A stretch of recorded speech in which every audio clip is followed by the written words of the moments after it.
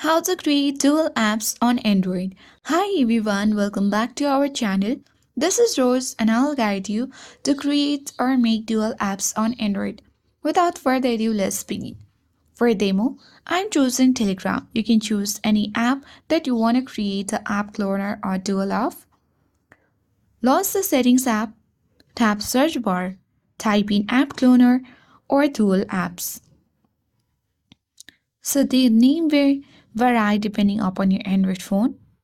Launch App Cloner, and under recommended you will see the Telegram app.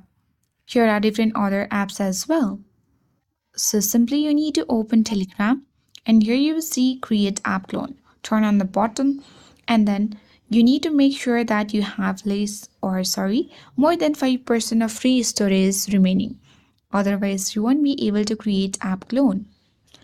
If you have 5% storage or more than that, you can create app clone and use the apps. And that's all for today. I hope this guide was helpful. If it was, then do like, share, comment, and don't forget to subscribe.